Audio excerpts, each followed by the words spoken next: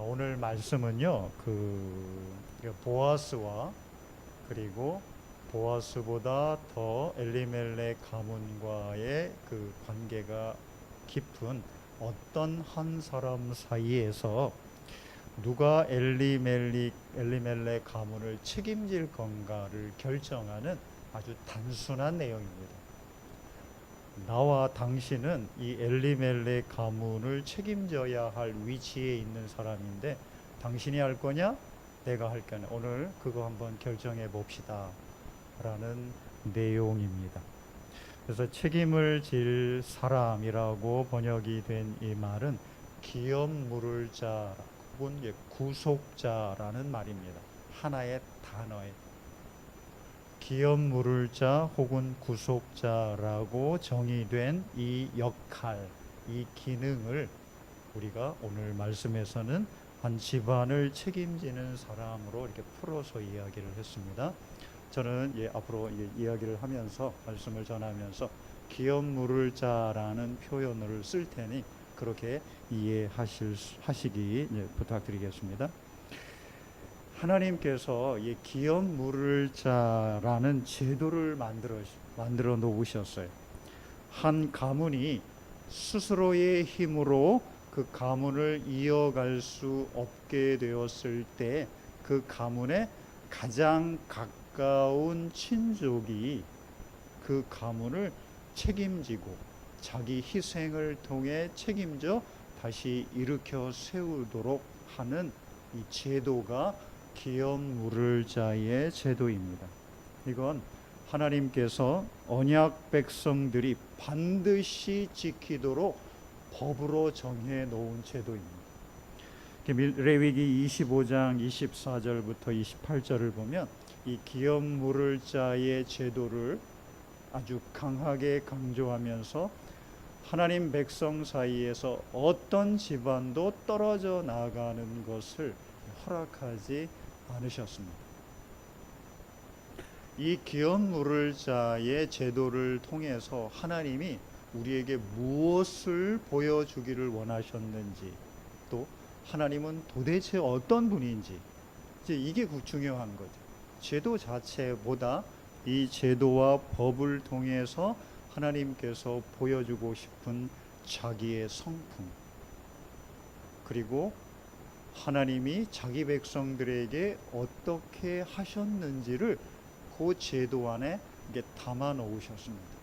오늘 우리가 보고 싶은 건 하나님이 이 기업 물을 자라는 제도와 이 기업 물을 자의 제도를 잘 감당하는 사람들을 통해서 무엇을 우리에게 가르쳐 주고 싶은지, 어떤 하나님의 성품을 배우기를 원하시는지를 한번 같이 봅니다. 첫째는요, 하나님께서 이 기업 물을 자의 제도를 통해서 우리에게 보여주고 싶은 자기의 성품과 또 자기가 자기 백성들에게 어떻게 행하셨는지의 모습은 자기 희생적 사랑입니다. 자기 희생적 사랑. 하나님은 반드시 자기 희생을 통해서 자기의 사랑을 표현하셨습니다.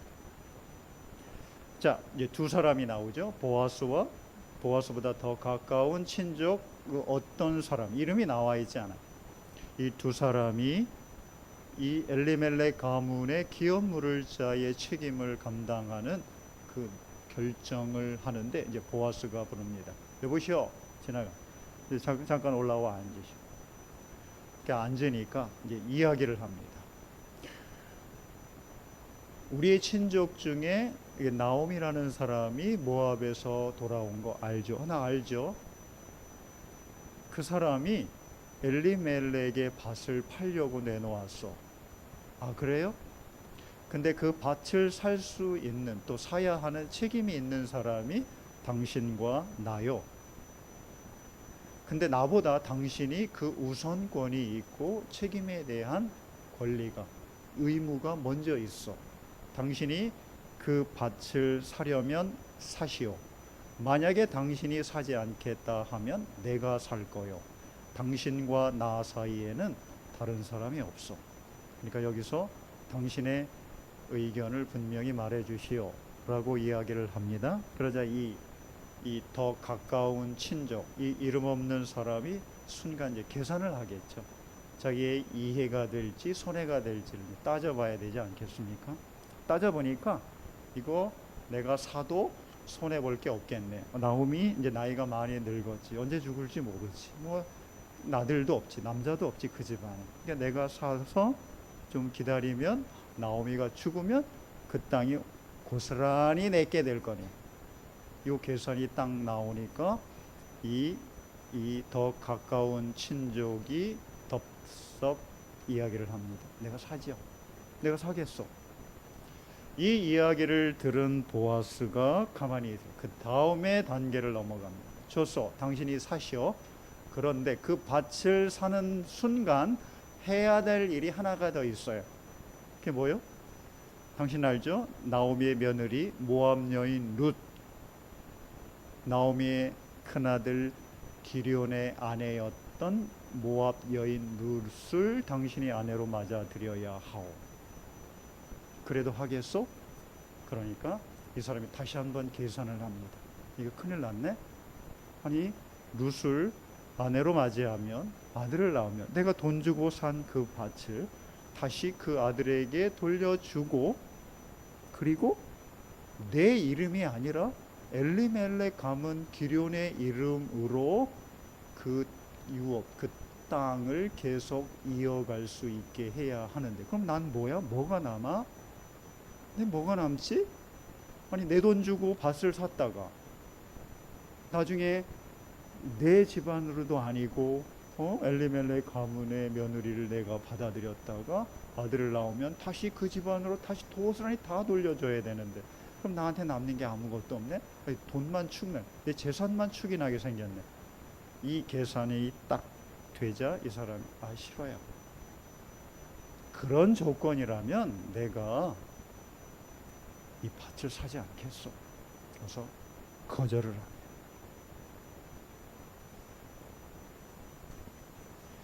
6절을 보면 이렇습니다. 그러자 지방간으로서의 책임이 있는 그 사람이 말하였다. 그런 조건이라면 나는 지방간으로서의 책임을 질 수 없소.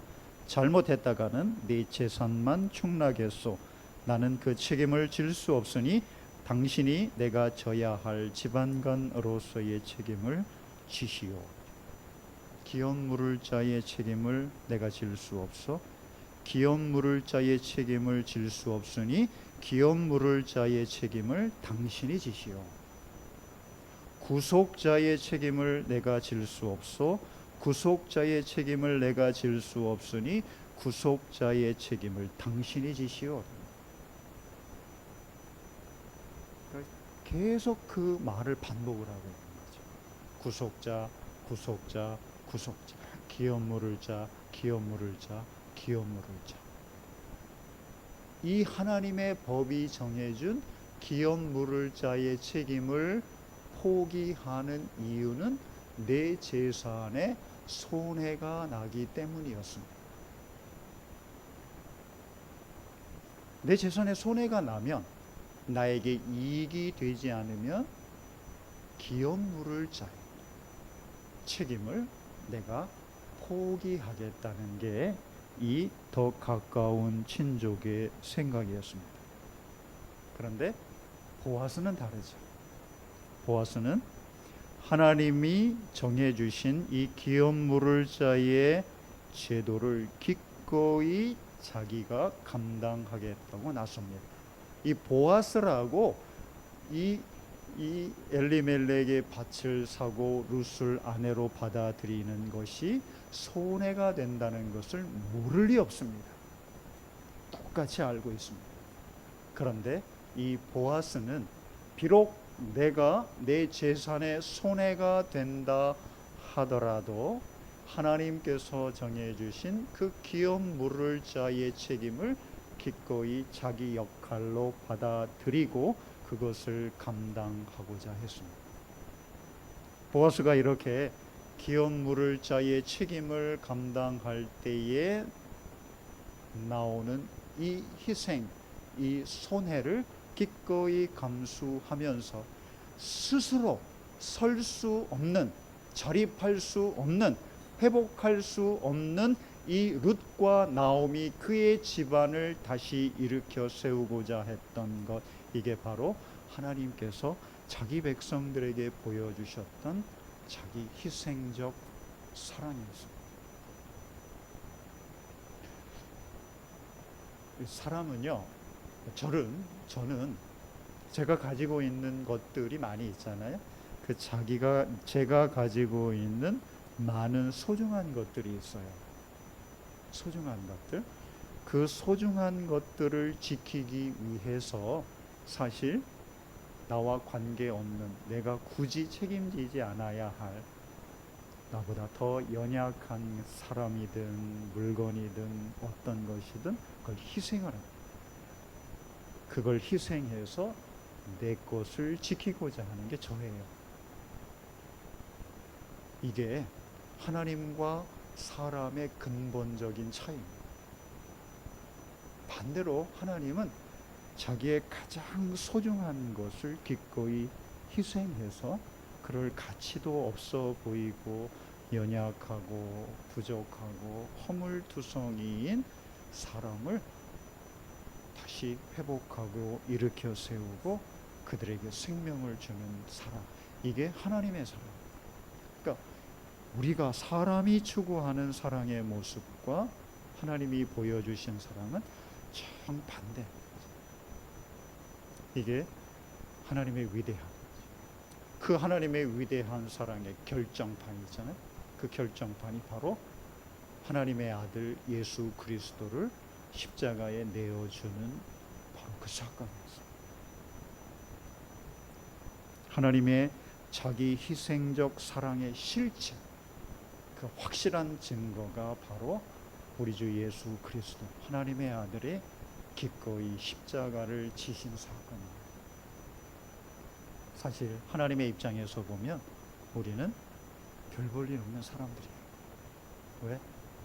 하나님의 말씀에 거역했고 하나님의 말씀에 불순종해서 죄인이 됐던, 하나님의 거룩함과 의로움과는 거리가 먼 그런 사람들, 그런 우리를 위해서 자기의 가장 소중한 것, 가장 아끼는 것, 단 하나뿐인 아들을 기꺼이 희생하셨죠. 십자가에서. 그리고 우리를 살렸습니다. 우리를 회복했고 우리를 다시 하나님의 의롭고 거룩한 자녀로 다시 제자리를 찾게 했습니다. 우리는 죄인입니다. 성경이 우리를 죄인이라고 규정했습니다. 성경이 규정했으면 그건 사실입니다. 우리는 죄로 타락했고 우리의 본성은 죄로 부패했습니다. 이게 우리입니다. 우리는 죄의 저주 아래서 살다가 그렇게 죄인으로서 하나님의 영원한 심판 받을 수밖에 없는 죄인입니다. 그리고 더 무서운 건 이 죄와 죄의 심판 저주로부터 우리를 구원할 힘이 우리에게는 전혀 없다는, 전적으로 무기력한 존재라는 사실입니다. 우리는 그렇습니다. 우리는 절대로 이 죄로부터 우리 자신을 구원할 능력이 없습니다. 그러나 하나님은 있습니다. 하나님은 자기의 하나뿐인 아들을 십자가에서 희생하셨습니다.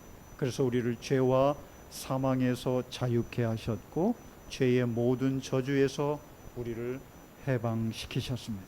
우리를 다시 하나님의 의롭고 거룩한 자녀로 회복했습니다. 하나님의 자기 희생적 사랑, 단순한 희생이 아니라 자기의 가장 소중한 하나뿐인 아들을 십자가에 우리를 대신에 내어준 그 희생으로 우리가 회복될 수 있었습니다.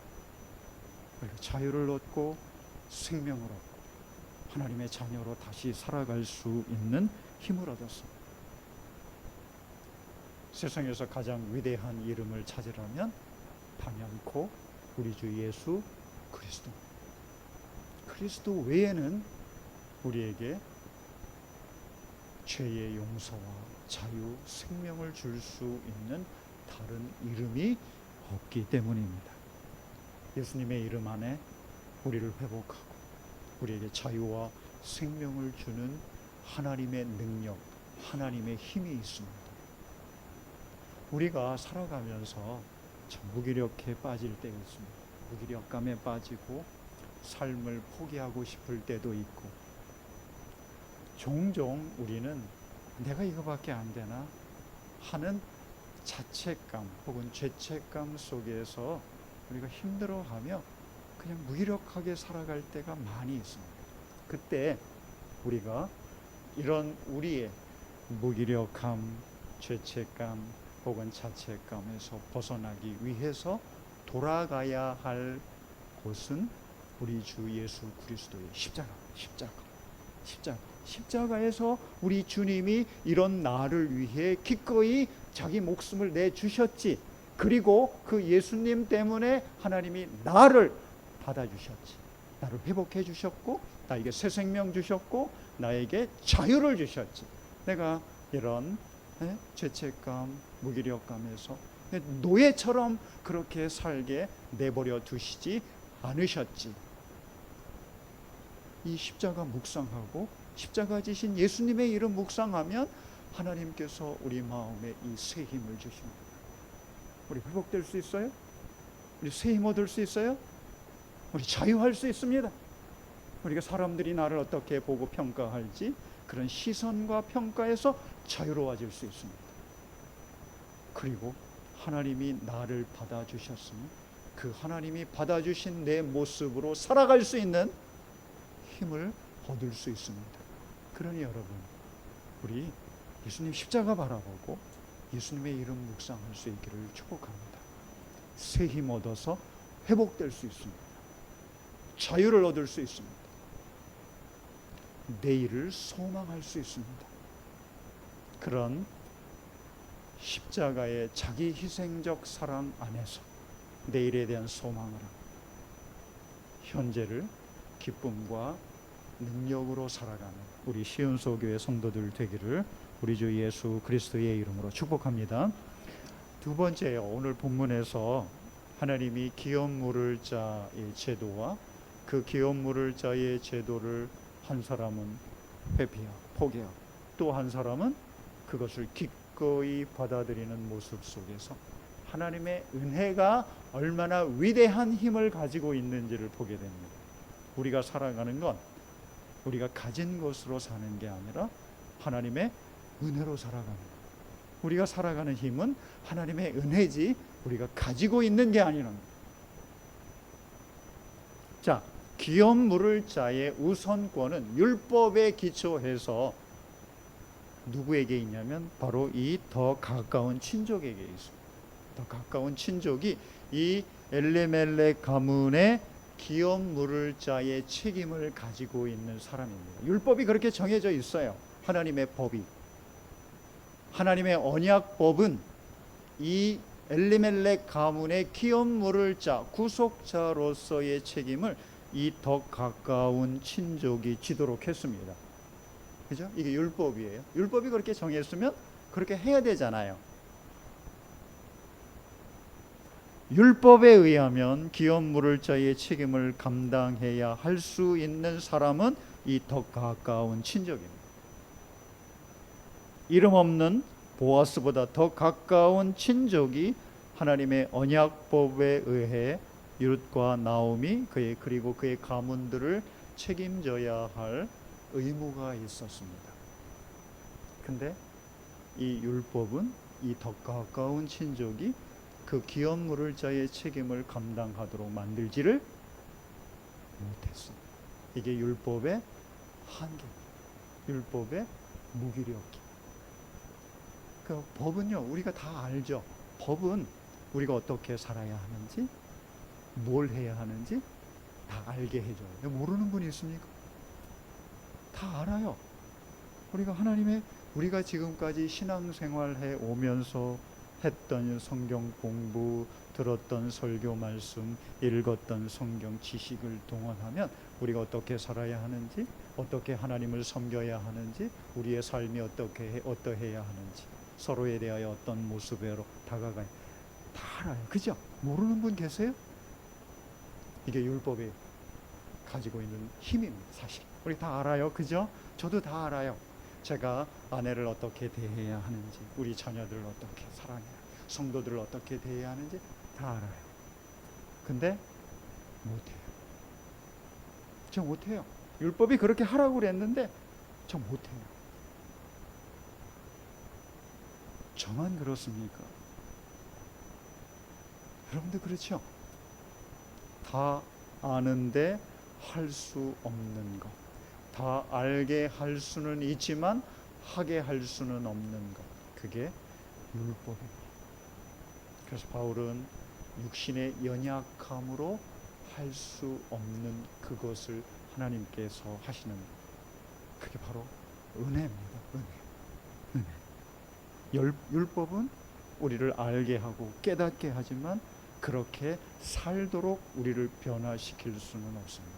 그런데 은혜는 우리를 할 수 있게 하는 힘을 주고 그 능력을 주는 거예요. 우리가 살아가는 건 율법이 아니에요.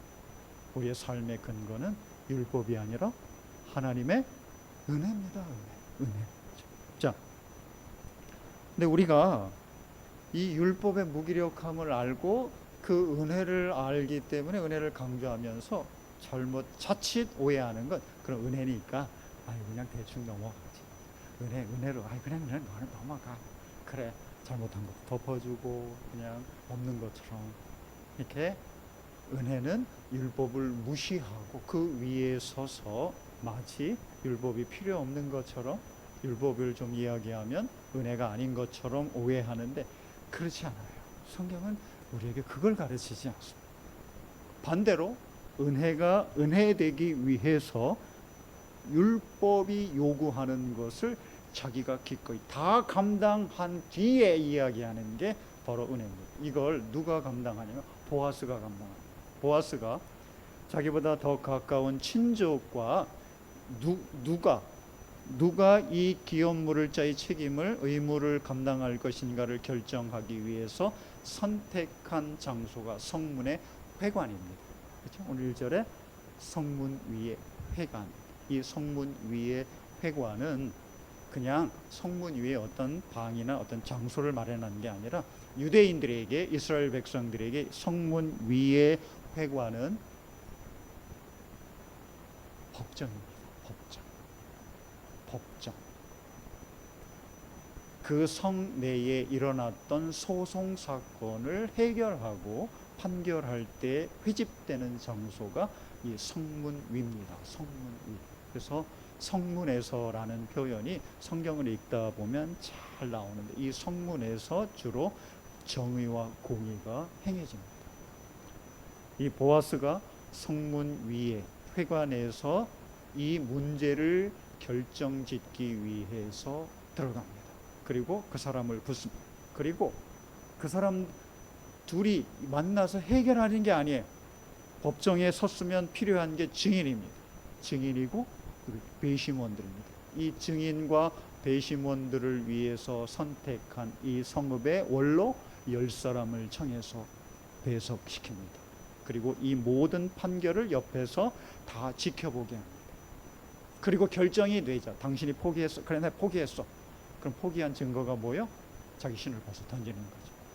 이건 법적 판결을 완결짓는 행위, 의식입니다.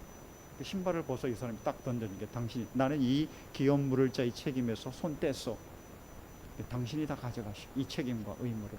그러면서 그 표시로 던져준 게 자기 신을 벗어서 던져주는 행위입니다. 이 행위가 끝나자 보아스가 선언을 합니다. 어떤 선언이요? 지금부터 이 엘리멜렉 가문의 모든 책임은 내가 지겠소이다. 내가 어떤 희생이 주어진다 하더라도, 어떤 손해를 본다 하더라도 이 엘리멜렉 집안의 모든 일에 대해서 내가 다시 원상복귀하는 일들을 내가 하겠소이다 라는 것을 함께한 이 원로 10사람 앞에서, 그리고 그 성문 아래에는 광장이 있는 광장에 모여든 베들레헴 사람들 앞에서 이렇게 선언합니다. 룻기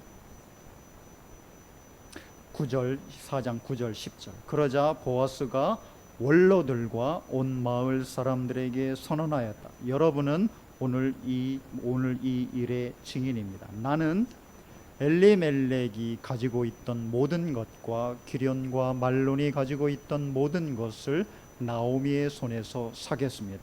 나는 말론의 아내인 모압 여인 룻도 아내로 맞아들여서 그 유산이 고인의 이름으로 남아 있도록 하겠습니다. 그렇게 하여 고인의 이름이 그의 고향 마을에서도 끊어지지 않고 친족들 사이에서도 끊어지지 않도록 하겠습니다. 여러분은 오늘 이 일의 증인입니다. 증인까지 세워서 내가 기업 물을 자, 구속자에 대한 의무와 책임을 어떤 손해가 나더라도 감당하겠다고 선언을 합니다. 은혜는, 우리가 은혜라고 이야기할 때는 그냥 법도 무시하고 책임도 무시하고 좋은 게 좋은 거라고, 그게 아닙니다. 법으로 규정된 것, 그에 대한 모든 책임을 내가 대신 지고 그 대가로 그럴 능력이 없는 사람, 그 책임을 질 수 없는 사람, 스스로 설 수 없는 사람을 위해 내가 그 희생을 감당하고 그것을 그가 얻고 누릴 수 있도록 해주는 것, 이게 하나님께서 기업 물을 자, 구속자를 통해서 보여주신 은혜의 모습이고, 보아스가 그 하나님의 은혜를 자기의 온 삶을 통해 또 율법의 책임을 본인이 다 지는 모습을 통해서 감당하며 보여주고 있습니다. 보아스는 하나님의 은혜가 어떤 것인지 이미 알고 있었습니다. 자기 백성들에게 애굽의 노예로 있을 때 스스로는 구원할 수 없고 자유를 얻을 수 없는 우리에게 하나님 직접 찾아오시고 오래전 조상들과 했던 그 언약, 그 약속을 친히 자기의 책임 하에 지셨던, 감당했던 그 하나님의 은혜를 알았습니다. 그 하나님의 은혜 때문에 자기가 있었고 자기 백성들이 있었다는 것을 이 보아스는 미리 알고 있었습니다. 그리고 무엇보다 보아스는 룻이 나오미와 함께 이방 모압 땅에서 베들레헴으로 돌아왔을 때 그가 하나님께 돌아오며 하나님께 돌아온 룻을 하나님께서 모압 여인이지만 이미 받아들이셨다는 것을 알고 있었습니다. 이게 은혜를 한 사람들의 모습입니다. 그래서 룻기 2장 11절을 보면 보아스가 룻을 만났을 때 룻에 대하여 이런 이야기를 합니다.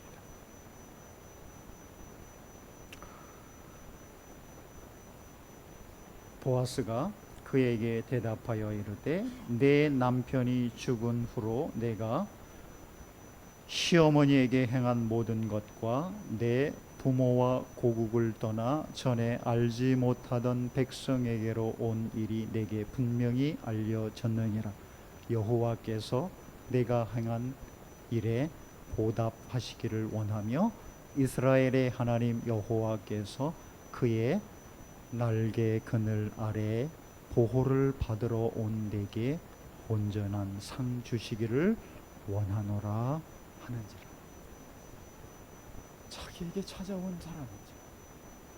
하나님이 쉼을 얻고 싶어서, 좀 쉬고 싶어서,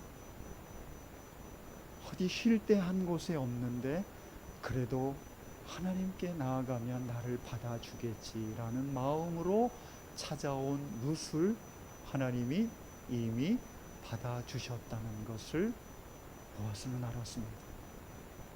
율법으로는 모압 이 사람은 하나님 백성이 될 수 없습니다. 하나님이 법으로 그렇게 만들어놓은 모압 백성 암몬 족속은 하나님 여호와의 총회에 들어오지 못하게 선을 그어 놓으셨습니다. 근데 이 율법을 뛰어넘는 게 은혜입니다. 율법을 무시하는 게 아니라 그 율법을 뛰어넘어서 그 율법이 해낼 수 없는 회복과 생명을 주는 그 사람을 살리는 그 일들을 해내는 게 은혜입니다. 은혜. 율법을 무시하는 게 아니에요.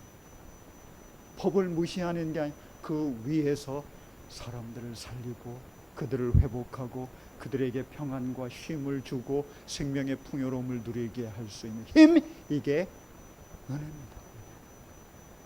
하나님께서 자기에게 찾아온 자들을 결코 내치지 않고 품어주고 받아주고, 그가 어떤 족속이든 어떤 환경에 있든 어떤 위치에 있든 지금 현재의 모습이 어떻든 그거 구분하지 않고 자기를 찾아오는 사람들 있는 그대로 받아주고 품어주며 쉬게 하는 그 모습이 하나님께서 우리에게 보여주셨던 은혜의 모습이고, 우리가 그 은혜를 받아 지금 여기에 있기에 우리 서로를 향하여 그렇게 받아주기를 원하시는 하나님의 마음입니다. 마음. 자, 우리 시은소교회 성도 여러분, 우리는 하나님의 백성들입니다. 하나님의 은혜가 없었으면 우리 이 자리에 있을 수 없고, 하나님의 은혜가 없었으면 우리는 하나님을 알지도 못하며 살았어야 하는 사람들입니다. 우리가 하나님의 은혜로 살아가는 사람들인 것은 바로 여기에 있습니다. 하나님의 은혜를 우리가 받았습니다. 진짜 우리가 어떻게 해야 되죠? 우리 어떻게 살아야 돼요? 그러면 그리스도인들로서, 하나님의 백성으로서 하나님의 은혜를 받고 알고 있는 우리가 먼저 해야 할 것은 우리를 바라보는 우리의 시각이 하나님의 은혜에 기초해 주기를 바라는 겁니다. 우리는 우리 자신에 대해 너무 율법에 기초해서 완벽해야 돼. 실수하면 안 돼. 허물이 있어도 안 되고 남들 보기에 번듯해야 돼. 우리 마음이 너무 율법에 기초해 있습니다.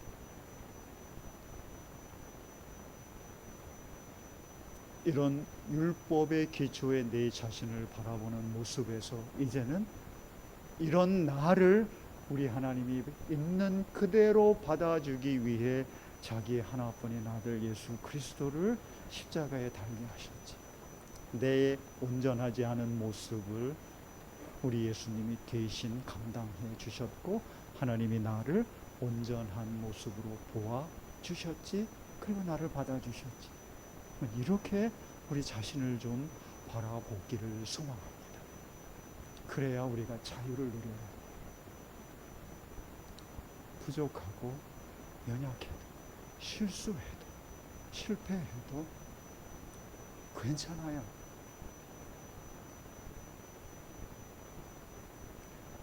우리가 우리 자신을 그렇게 은혜 안에서 바라볼 수 있어야 다른 사람을 바라보는 우리의 시각도 여유로워질 수 있습니다. 우리가 내 자신에게 엄격한데 어떻게 다른 사람을 너그럽게 바라볼 수 있어요? 그럴 수가 없습니다.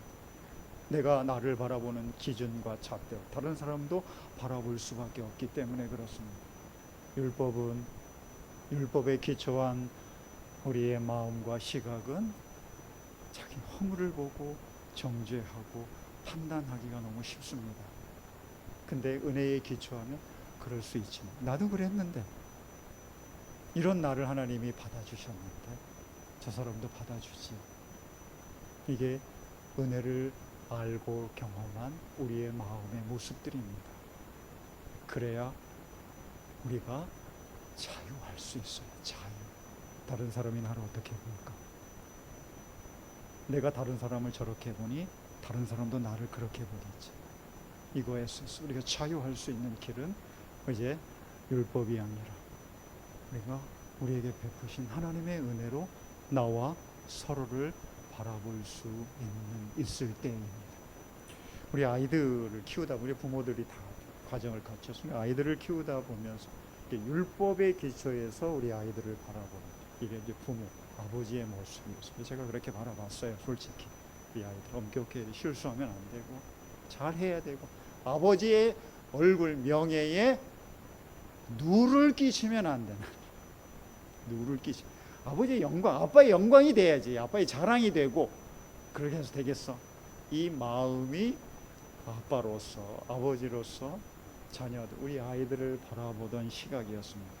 근데 하나님이 이거를 깨뜨리니까 시간이 많이 걸렸죠. 저도 많이 힘들었어요. 저만 힘들었겠어요? 우리 아이들이 더 힘들었겠죠? 하나님이 이런 저의 이 율법에 기초한 시각을 이제 깨뜨리기 시작을 하는 거예요. 진짜 힘들더라고요. 그거 진짜 힘들어요. 그걸 받아들이고 용납하기. 그래서 지금은 많이 좋아졌어요. 완벽한 은혜에 기초한 아빠는 아니더라도 많이 이 중심추가 이쪽에 있다가 이쪽으로 많이 기울어졌어요. 그래서 지금은 나를 위한 자녀가 우리 아이들이 아니라 누구를 위한 자녀? 그들 자체를, 그들에게 하나님이 그들에게 준 성품, 재능, 또 소명을 따라 자기의 삶을 하나님의 은혜와 축복 속에서 잘 살아가면 된다는 마음으로 이제 바뀌었어요. 많이 바뀌었죠? 진짜 많이 바뀌었어요. 저 사람 많이 됐어요. 진짜 옛날에는 어림도 없는 생각이죠. 많이 바뀌었습니다. 그래서 그냥 자유를 주려는 거죠. 재촉하지 않고 채근하지. 그래. 근데 너희들은 책임질 수 없다는 얘기는 분명히 또 해요. 제가 어떻게 책임져요? 저 가진 것도 없는데. 내가 너희들에게 책임질 수 있는 건 고등학교 졸업할 때까지. 너희들이 대학 가기를 원하면 대학 1학년 1학기 생활비와 등록금까지, 이게 아빠가 해줄 수 있는 한계다라고 손을 껐어요. 근데 이거는 스스로의 삶을 하나님과 함께 자유롭게 살라는 거죠. 내가 너희를 지켜줄 수 있는 건 한계가 있다는 거예요. 부모가 어디까지 해줄 수 있어요? 딱 거기까지죠. 그 다음은 내가 해주는 것보다 하나님께서 너희를 지키고 돌보는 그 힘과 축복이 훨씬 더 클 거야. 그러나 한 가지, 너희들이 힘들고 지쳐서 때로는 실패해서 어디 쉴 데가 없을 때, 그때는 언제든지 돌아와라. 너가 어떤 모습이어도 괜찮아. 실패했어도 괜찮고, 낙오자의 오명을 쓰고 세상에서 버려진 모습이어도 괜찮아. 너희가 힘들고 지쳐있을 때, 쉬고 싶을 때는 언제든지 돌아오렴. 아빠, 엄마는 너희가 돌아올 때에는 아무것도 묻지 않고 너희들을 받아줄 거야. 요 이야기는 꼭 해. 하나님이 그렇습니다. 우리가 어떤 모습이어도, 실패자여도, 아무것도 해낸 게 없는 사람의 모습이어도, 룻이 여호와의 날개 그늘 아래 쉬기를 원해 돌아왔을 때처럼 돌아오면 그냥 받아줘요. 그냥 묻지 않고 받아주고 쉴 수 있게 해주시는, 이게 하나님의 은혜입니다. 그 은혜 안에서 내 자신을 있는 모습 그대로 받아주고, 그렇게 서로로 있는 모습 그대로 받아주는 우리 시은소 교회. 그래서 그 안에서 쉼과 새 힘을, 무너진 내 삶에 내일을 다시 세워갈 수 있는 그런 용기를 얻는 우리 시은소 교회, 그리고 우리 모든 성도들, 여러분의 가정, 자녀 될 수 있기를 우리 주 예수 그리스도의 이름으로 축복합니다. 하나님 감사합니다. 우리는 은혜로 사는 사람들입니다. 은혜로 나를 바라보고 은혜로 서로를 바라보는 하나님의 복된 백성들 되게 해 주옵소서. 우리 주 예수 그리스도의 이름으로 기도하옵나이다.